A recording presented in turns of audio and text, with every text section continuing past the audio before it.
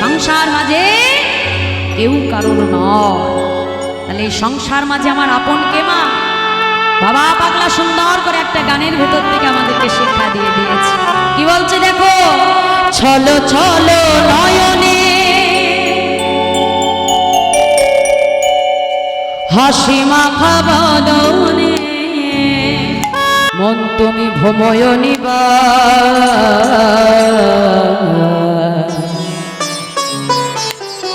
হরি বল হরি বল মনে আমার হরি বল হরি বল মনে আমার হরি বল হরি বল মন দিয়ে আমার হরি বল হরি বল মনে আমার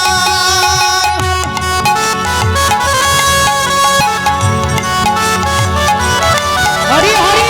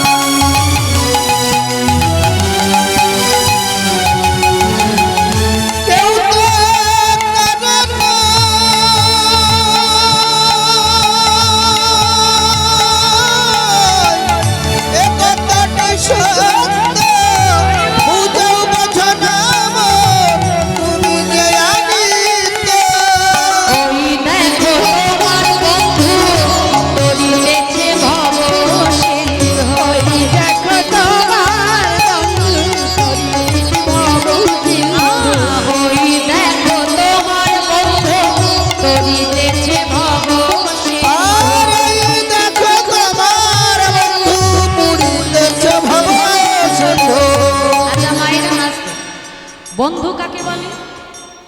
হ্যাঁ, এ জগতে আমাদের বন্ধুত্ব কতক্ষণ থাকে? দেবে যতক্ষণ পকেটে পয়সা আছে, আমার ক্ষমতা আছে, আমার পাশে অনেক বন্ধু আছে, কি মা তাই না? দেবে যেদিন দেবে পকেটে পয়সাও নেই, ক্ষমতাও নেই, পাশে আর কোনো বন্ধুও নাই। ঠিক এই সংসার মাঝে বাবা যতদিন তুমি দিতে পারবে, সংসারের মানুষগুলোর জন্য কর্ম করতে পারবে মা, দেবে সংসারে সবাই তোমাকে মাথায় তুলে রেখে দেবে। কিন্তু যেদিন সংসার বুঝবে তোমার কাছ থেকে পাওয়ার কিছু নাই, সেদিন দেবে সংসারের এই ভালোবাসাটাও আর তোমার জন্য নাই।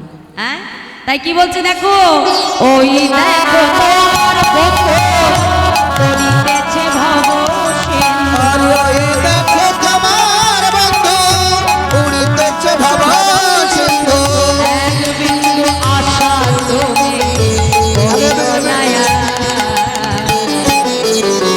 হরি বল হরি বল হরি রে আমার হরি বল হরি বল মনে আমার। হরি বল হরি বল মনে রে আমার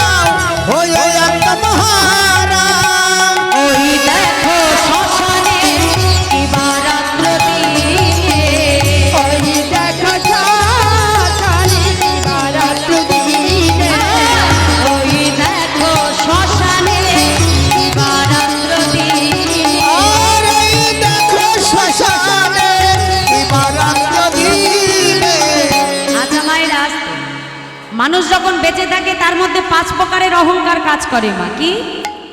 জাতি, বিদ্যা, মহতঞ্চ, রূপ, যৌবনে মে বচন। অর্থাৎ কেউ যদি উচ্চ কুলে জন্মায় তার ভেতরে আসে জাতির অহংকার, কেউ যদি দেখতে সুন্দর হয় তার ভেতরে আসে বাবা রূপের অহংকার, কেউ যদি একটু পড়াশুনো বা পাণ্ডিত্য বেশি থাকে তার ভেতরে আসে বিদ্যার অহংকার, তাই না? কারো টাকা পয়সা বেশি হলে তার ভেতরে কাজ করে অর্থের অহংকার, আবার কেউ যদি একটু দান ধ্যান করে তার ভেতরে আসে মহত্বের অহংকার। এই 5 প্রকারের অহংকার আমাদের জীবনে কাজ করে বাবা। কিন্তু সমস্ত অহংকার তোমার এক জায়গায় পুড়ে ছাই হয়ে যায়। দেখো আজকে এই তোমাদের গ্রামে যিনি এই ধরো কোটি টাকার মালিক, তাহলে সে যখন মারা যাবে তাকে যখন দাহ করবে তার দশা কি হবে মা? একমুষ্ট ছাই। আবার যিনি পথের পাগল ভিখারি যার কিছু নেই মা, তাহলে তাকেও যখন পুড়িয়ে দেবে তার দশা কি হবে? তাহলে ও বড় লোক বলে ওর দশা অন্যরকম আর আমি গরিব বলে অন্যরকম হবে কি মা? কোনো ভেদাভেদ ওখানে কাজ করে? তুমি কোন কুলে জন্মেছ, কত টাকা আছে, কি আছে, কোনো কিছু কাজ করবে না, সবার দশা পুড়ে ছাই। তাই বাবা পাগলা বলছে ওরে মা কিসের জন্য এত অহংকার করো? বলছে দেখো ওই দেখো শ্মশানে দিবারাত্র দিনে, আর এই দেখো শ্মশানে দিবারাত্র দিনে করিতেছে কত মানুষ কত অহংকার। তাই আসো সবাই আজ আমরা আমাদের অহংকার দূরে সরিয়ে রেখে সবাই মিলে বাহু তুলে করো তুলে বলবো হরি বলো হরি বলো হরি রে আমার, হরি বলো হরি বলো হরি আমার, হরি বল হরি বল হরি রে আমার, হরি বল হরি বল হরি আমার, হরি বলো হরি বলো।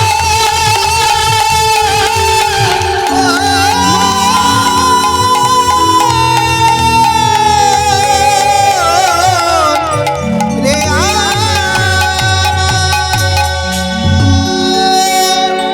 তাহলে সংসার মাঝে কোনো কিছুই আমার নয় মা। যদি আমার বলতে কেউ থাকে তিনি হলেন একমাত্র আমার গোবিন্দ। এই সংসার থেকে শুধুমাত্র একটা জিনিসই আমি নিয়ে যেতে পারবো, হরিনাম। আজ যে বাড়ির চাবি আমি কোমরের ট্যাকে করে ঘুরে বেড়াই মা, হ্যাঁ তাই তো? আমি যখন চলে যাব আমার অবর্তমানে আমার বাড়ির চাবি কে পাবে? হ্যাঁ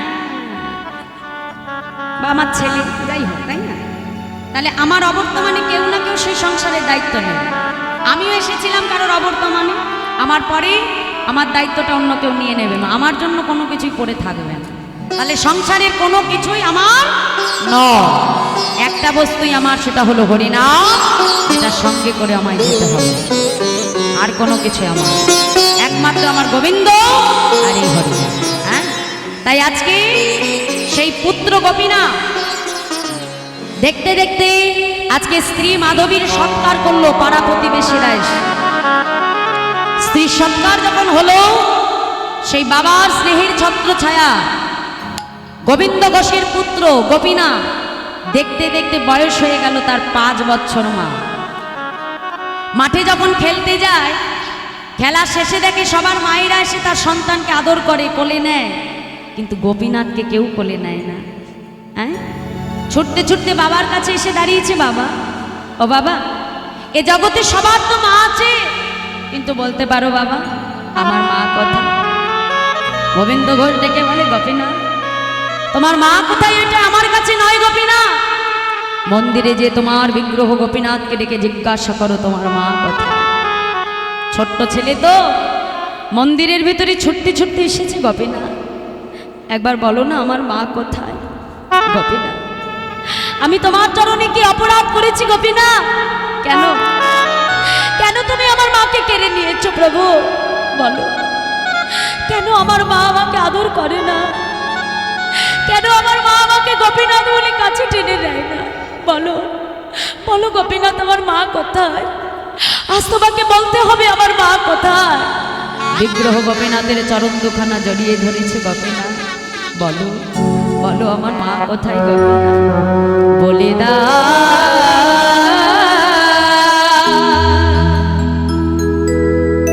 হে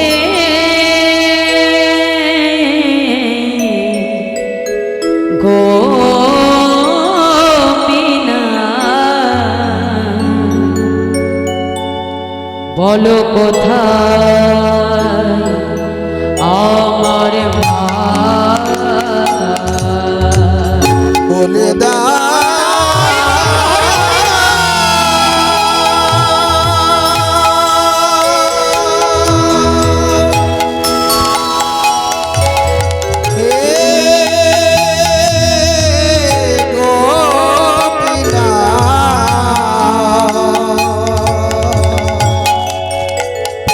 বলো কোথায় আমার মা বলে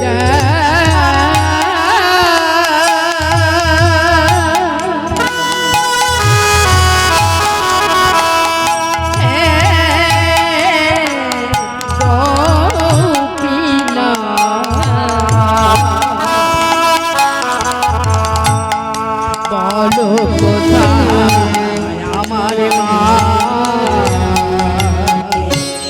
ডাকি আমি মামা বলে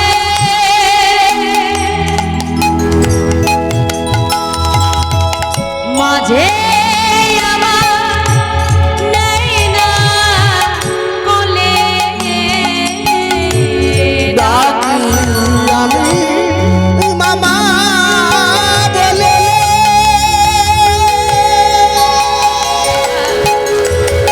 মাঝে আমার নেই না কোলে হারিয়ে গেছে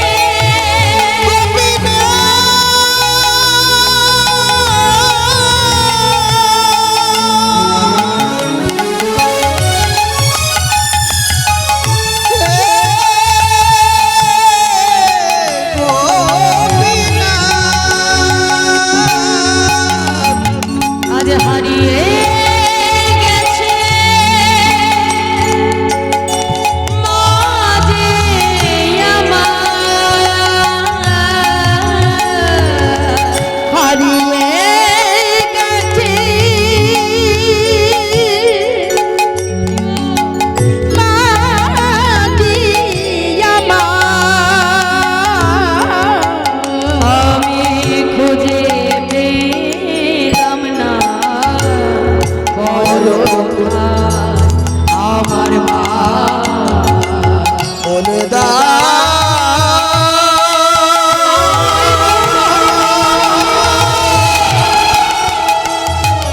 হে গোপীনাথ বলো কোথায় আমার মা বলো কোথায় আমার মা বলো কোথায় আমার মা গোপীনাথ গোপীনাথ আজ তোমাকে বলতে হবে গোপীনাথ বলো আমার মা কোথায় কেন তুমি আমার মাকে আমার কাছ থেকে কেড়ে নিলে দয়ামা বলো বলো আমি কি অপরাধ করেছি তোমার চরণে প্রভু কেন আমার মা আমাকে আদর করে না কেন আমাকে কাছে টেনে নেয় না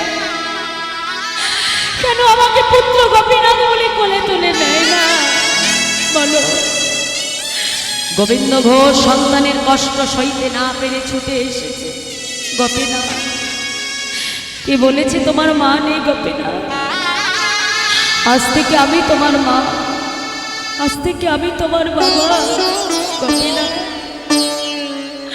আজ থেকে তুই আমাকে মা বলে ডাকবি রে গোপীনাথ আয় আয় আমার কাছে আয় গোপীনাথ ছুটে এসে গোবিন্দ ঘোষ মা যেই না সন্তানকে কোলে নিতে যাবে দেখে পুত্র গোপীনাথের মুখ থেকে ঝলকে ঝলকে রক্ত ধারা বইছে চিৎকার করে উঠল গোপীনাথ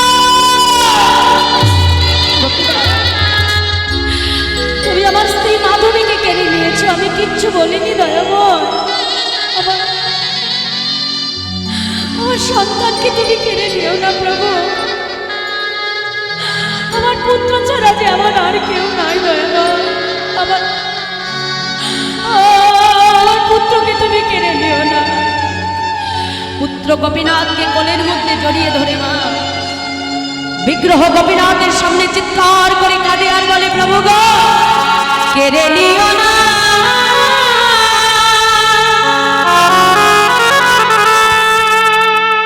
প্রভু গো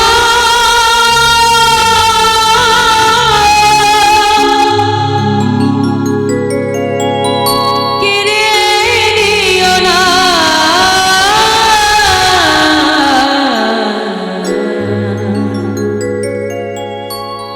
তুমি যে ব্যথা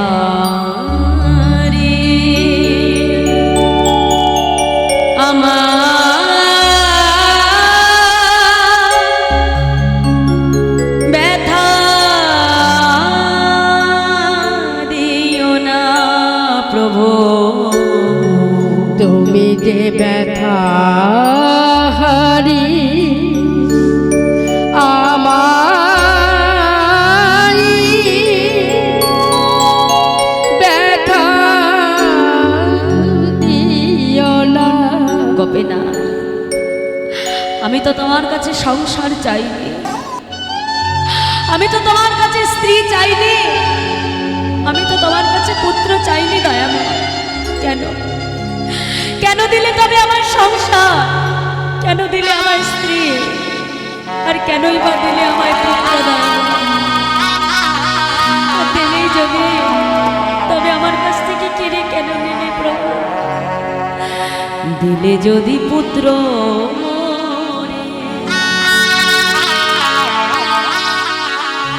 তবে কেড়ে কেন নিতে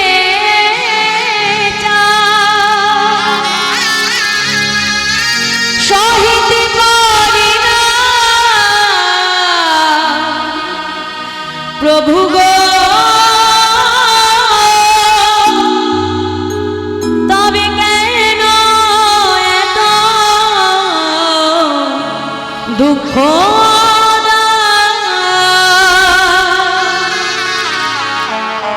এবে সমবেদনা? আমি আর সহিতে পারি না প্রভু গো,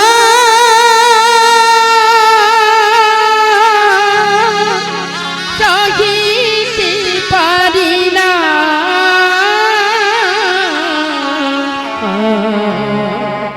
তুমি যে ব্যথা হারি আমায় ব্যথা দিও না।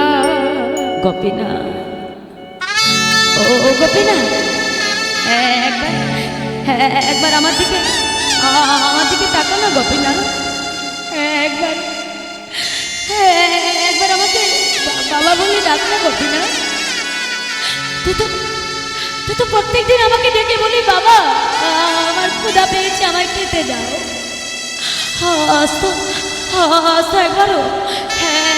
একবার আমাকে বাবা বলে ডাকছিস না গোপীনাথ? সারা দে গোপীনাথ, সারা দে না দয়াময় না। আজ তুমি আমার পুত্রকেও কেড়ে নিলে প্রভু। আমিও দেখি দয়াময়, কত কত তুমি আমাকে কাঁদাতে পারো প্রভু, কত তুমি আমার চোখের জল সইতে পারো, কত তুমি আমাকে পরীক্ষা দিতে পারো দয়াময়। নিজের হাতে নিজের 5 বছরের পুত্রকে বাবা হয়ে আজকে সমাধিস্থ করে দিল। মন্দিরে ফিরে এসে বলে, শোনো গোপীনাথ, আজ থেকে এই গোবিন্দ ঘোষ নিজেও কিছু সেবা করবে না, তোমাকেও কিছু সেবা দেবে না। আজ থেকে তুমিও যেমন অনাহারে থাকবে, আজ থেকে তোমার ভক্ত গোবিন্দ ঘোষ অনাহারেই থাকবে। দেখি কত তুমি আবার পরীক্ষা নিতে পারো, আর কত তুমি আবার চোখের জল সইতে পারো দয়াময়, কত আমাকে কাঁদাতে পারো। মন্দিরে শুয়ে শুয়ে হা পুত্র পুত্র বলে কাঁদে। নয়ন ধারায় বক্ষ ভেসে যায় আমার। মন্দিরে শুয়ে শুয়ে গোপীনাথ গোপীনাথ বলে ভগবান,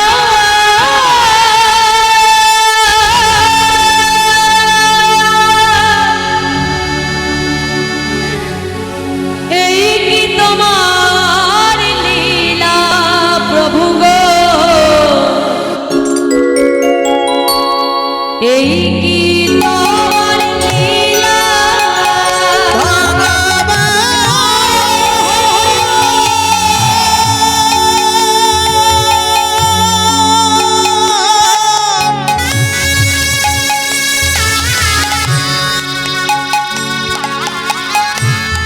এই কি তোমার লীলা প্রভু গো, এই কি তোমার লীলা তুমি করে হাসা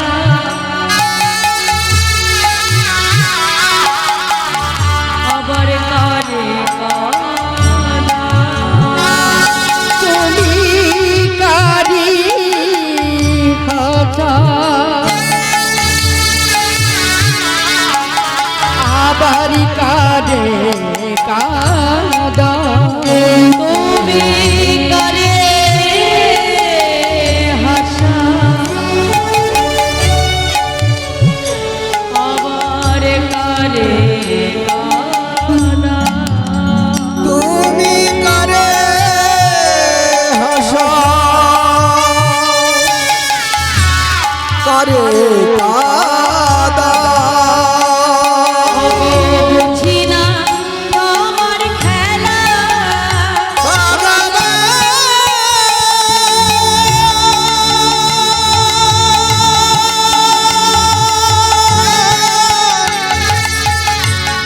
এই কি তোমার লীলা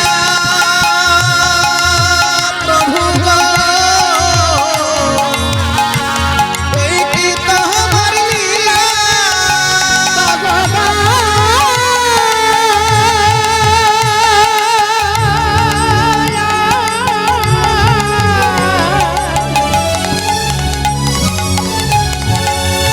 এই কি তোমার লীলা প্রভু, এই কি তোমার লীলা। দেখতে দেখতে একদিন দুদিন 3 দিন হয়ে গেল, নিজেও সেবা করে না, মন্দিরের গোপীনাথকেও কিছু সেবা দেয় না। ভগবান দেখছে যদি এমন করে চলতে থাকে আমার গোবিন্দ অনাহারেই মারা যাবে, এমনটা হতে দেওয়া যায় না। ভক্তের কষ্ট ভগবান সইতে না পেরে মা মন্দিরের যে বিগ্রহ গোপীনাথ ছিল, ভগবান তার মধ্যে থেকে সচল মূর্তি ধারণ করে গোবিন্দ ঘোষের শিহরে এসে দাঁড়িয়ে ডাক দিয়েছে, বাবা। বাবা কে? কে আমাকে বাবা বলে ডাকে? না না, আমি কারুর বাবা নই, আমাকে কেউ তোমরা বাবা বলে ডেকো না, আমি কারুর বাবা নই। বাবা, এই জগতে কোনো পিতামাতার যদি 2টি সন্তান থাকে, পিতামাতা যদি কখনো একটা সন্তানকে হারায়, আরেকটি সন্তানকে বুঝি অনাহারে রেখে দেয়। আজ 3 দিন হয়ে গেল তুমি আমাকে সেবা দাওনি বাবা। গোপীনাথ, তুমি যে আমাকে বাবা বলে ডাকছো, তুমি জানো এ জগতে প্রত্যেকটা পিতামাতা একটা সন্তান কেন চায়? যাতে শেষের দিনে ওই সন্তান নিজে হাতে তার পিতামাতার অন্তিম ক্রিয়া সমাধা করে। গোপীনাথ, তুমি যে আমাকে বাবা বলে ডাকছো, বলো শেষের দিনে তুমি আমার জন্য ধরা পড়বে গোপীনাথ? পড়বো বাবা। আমার জন্য তুমি কাঁচা পড়বে গোপীনাথ? পড়বো বাবা।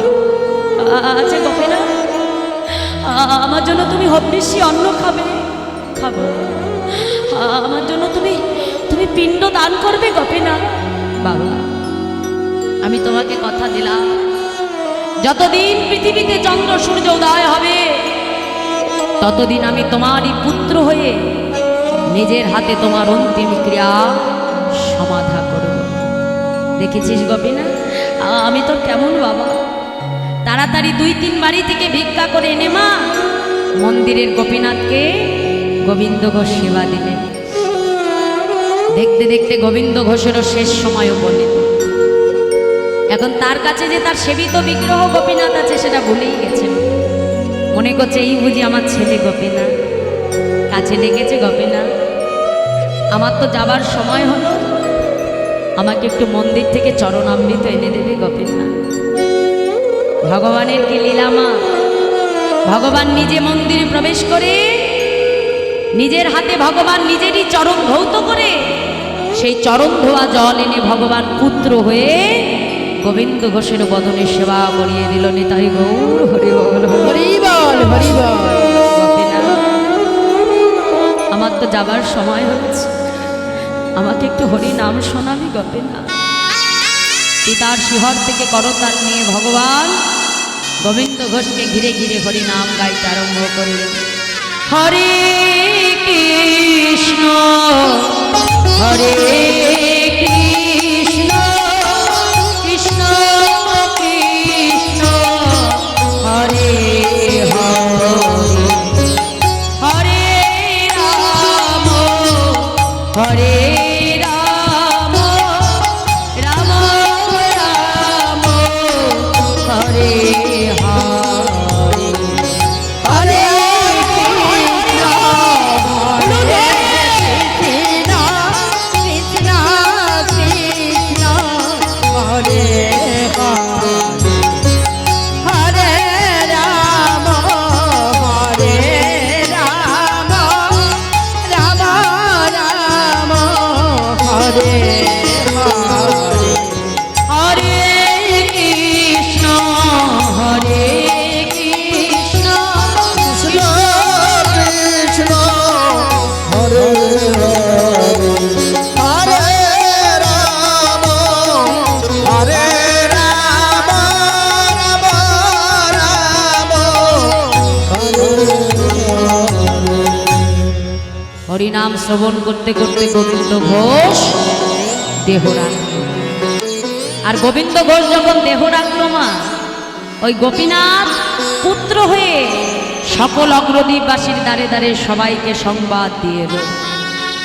অগ্রদ্বীপবাসী এসে ধরাধরি করে গোবিন্দ ঘোষের শেষকৃত্য সমাধা করে দিল। কিন্তু মন্দিরের পুজো তো আর বন্ধ থাকে না। দ্বিতীয় একজন পূজারী আজকে মন্দিরে এলো মা। গোপীনাথ পূজারীকে স্বপ্নাদেশ করছে, পূজারী এসো মন্দিরে প্রবেশ করো, আমার রাজবেশ খুলে দাও, আমাকে কাছা করিয়ে দাও, আমায় ধরা বেঁধে দাও পূজারী। কেন ঠাকুর? পূজারী আমার পিতা যে দেহ রেখেছি গো পূজারী, শোনো, আজ থেকে 1 মাস হব্বিষ্যি অন্ন রন্ধন করে দিনে একবার করে তুমি আমাকে সেবা দেবে। আর আজ থেকে 1 মাস পর মধুকৃষ্ণ ত্রয়োদশী তিথিতে সকল অগ্রদ্বীপবাসীকে সংবাদ দেবে, সেই দিন আমি নিজে দাঁড়িয়ে থেকে আমার পিতার জন্য পিণ্ড দান করব। মাগো, এ জগতে পিতামাতা মারা গেলে সন্তান ঠিক যা যা কর্মক্রিয়া পালন করে, ভগবান গোবিন্দ ঘোষের জন্য তার পুত্র হয়ে সমস্ত কর্মক্রিয়া পালন করলেন। ধরা পড়লেন, কাছা পড়লেন, 1 মাস দিনে একবার করে ভগবান হব্বিষ্যি অন্ন সেবাও করলেন। ঠিক 1 মাস পর সেই মধুকৃষ্ণ ত্রয়োদশী তিথি এলো। এই যে কিছুদিন আগে যে একাদশী গেল না, এই একাদশীর ঠিক আগের যে একাদশী, যেটা পাপমোচনী একাদশী ছিল, ওই একাদশীর পরের দিন দ্বাদশী, তারপরের দিন হচ্ছে ত্রয়োদশী। যখন ওই বারুণীর মেলা হয়, মানে যে ওড়াকান্দির মেলা, মানে হরিপল্লীর যে মেলাটা হয়, সাধারণ কথা, ওই একই তিথিতে অগ্রদ্বীপে আজও হচ্ছে সেই গোবিন্দ ঘোষের পিণ্ডদান মেলা। ভগবান আজও গোবিন্দ ঘোষেরই পুত্র হয়ে অগ্রদ্বীপের মাটিতে দাঁড়িয়ে ভগবান দুহাতে আজও পিণ্ডদান করে যাচ্ছে। দেখো, এই জগতে আমাদের ছেলে মেয়ে হলে, বাবা মা মারা গেলে তার বছর কি ক্রিয়া, মানে অন্তিম ক্রিয়া কতবার করে মা? 1 বছর, খুব বেশি হলে 2 বছর, 3 বছর, 4 বছর, তাই না? কিন্তু সময়ের সঙ্গে সঙ্গে পিতামাতার স্মৃতি সন্তানের স্মৃতি থেকে বিস্মরণ হয় কি মা, তাই না? আজকাল তো আমরা আবার এতটাই আধুনিক হয়ে গেছি যে 1 বছরও পর্যন্ত অপেক্ষা করার সময় হয় না, তাই না? ওই 1 মাস যেতে না যেতে দেখবে 1 বছরের কাজ তোলা হয়ে যায়। হ্যাঁ? তাহলে 1 বছরও বাবা মায়ের জন্য আমরা অপেক্ষা করতে পারি না।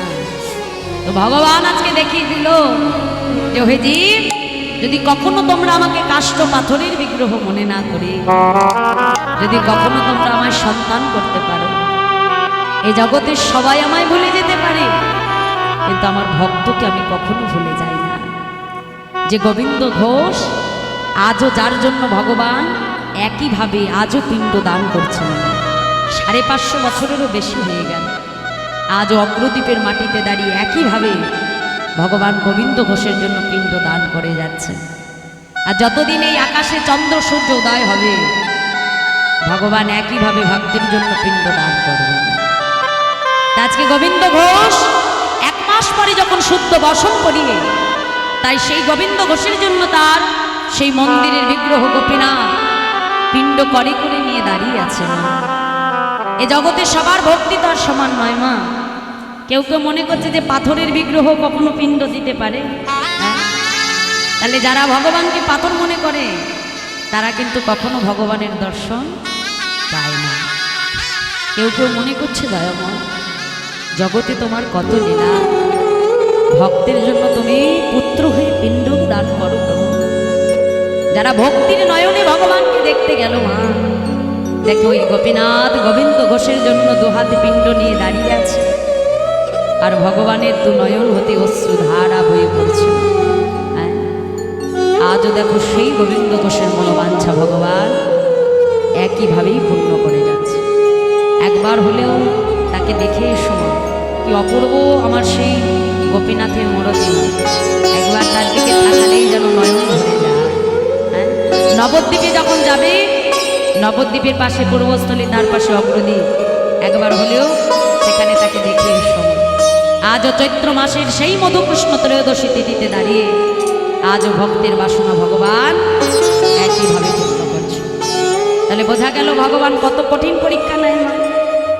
একটা কথা মনে রাখ, এ জগতে যত কষ্ট, যত দুঃখ, যা কিছু পাই না কেন, জানবে এতে ভগবানের কোনো দোষ নাই মা, সবই আমার কর্মফল। কর্মফল তুমি যেমনই কর্ম করো না কেন মা, কোনো না কোনো জন্মে তোমাকে সেটা শোধ করে যেতেই হবে। ভগবানকে কখনো দোষ দেবে না। মহাভারতে যে ভীষ্ম এত ধার্মিক যিনি ছিলেন, তিনিও 18 দিন শরশয্যায় শয়িত ছিলেন কেন মা?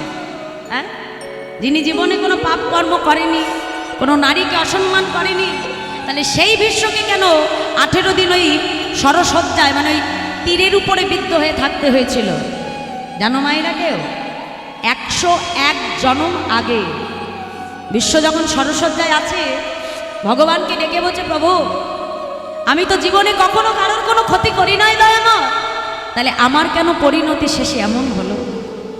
ভগবান বলল, বিশ্ব তুমি একটা কাজ করো, তুমি তোমার পূর্ব জন্মে কোনো পাপ করেছো কিনা সেটা দেখো। দেখতে দেখতে ভীষ্মের একটা ক্ষমতা ছিল মা, সে 101 জন্মে গিয়ে দেখছে যে 101 জন্ম পূর্বে তিনি ছিলেন একজন রাজা। মৃগয়া করতে যাওয়ার সময় পথের ভেতরে একটা সর্প যখন রাস্তা পারাপার হচ্ছে, তখন ভীষ্ম অর্থাৎ সেই রাজা তাদের প্রহরীকে আদেশ করলো, যাও সর্পটা শুয়ে আছে, সর্পটাকে ধরে একটু দূরে সরিয়ে দাও। এখন রাজার কথা মতো তার প্রহরীরা সাপটা ধরে কি করলো, ঘুরিয়ে সাপটাকে নিয়ে যেই ছুঁড়ে মেরেছে, সাপটা কি হয়েছে, একটা কাটা গাছে যে বিদ্ধ হয়ে গেছে। তাই যেহেতু ভীষ্মের আদেশে, মানে সেই রাজার আদেশে তিনি ওই সর্পটাকে ছুঁড়ে মেরেছিল, সেই 101 জন্ম পূর্বে যিনি রাজা ছিলেন, তিনি 101 জন্ম পর হয়ে এলেন ভীষ্ম, আর তারই সেই অপরাধের জন্য 101 জন্ম পরে এসে সেই পাপের প্রায়শ্চিত্ত করবার জন্য তাকে 18 দিন শরশয্যায় শয়িত হতে হয়েছিল বাবা। তাহলে কর্ম যেমন করবে মা, সেই ফলটা তোমাকে ভোগ করতেই হবে। কিন্তু ভগবানের প্রতি কখনো বিশ্বাস আর ধৈর্য হারা হলে হবে না মা। যদি একই বিশ্বাস, একই ধৈর্য যদি গোবিন্দ ঘোষের মতো আমরাও রাখতে পারি, ভগবান ভক্তের বাসনা ঠিক একদিন না একদিন পূর্ণ করবেই করবে। তাই আসো, গোবিন্দ ঘোষের মনে শেষ বাসনা ছিল ভগবান যেন তারই পুত্র হয়ে নিজে হাতে তার অন্তিম ক্রিয়া সমাধা করে। তাই ভগবান আজও সেই ভক্তের বাসনা ঠিক একইভাবেই পূর্ণ করে যাচ্ছেন সেই অগ্রদ্বীপের মাটিতে দাঁড়িয়ে।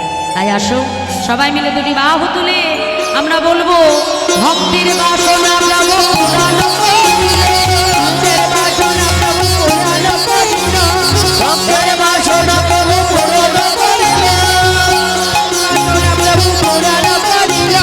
প্রেমানন্দে মদন ভরে হরি হরি বল, প্রেমানন্দে বদন করে হরি হরি বল। প্রেমানন্দে মদন ভরে হরি হরি বল। জয় সচিনন্দন জয় গৌর হরি, জয় সচিনন্দন জয় গৌর হরি, জয় সচিনন্দন জয় গৌর হরি। জয় সচিদানন্দ জয় গৌর হরি, বিষ্ণু পিয়ার প্রাণ বধুয়া নদিয়া বিহারী, হরে কৃষ্ণ প্রিয়া প্রাণ বধুয়া নদিয়া বিহারী, বিষ্ণু পিয়ার প্রাণ বধুয়া নদিয়া বিহারী। হরে কৃষ্ণ প্রিয়ার প্রাণ বধুয়া নদিয়া বিহারী। জয় রাধে।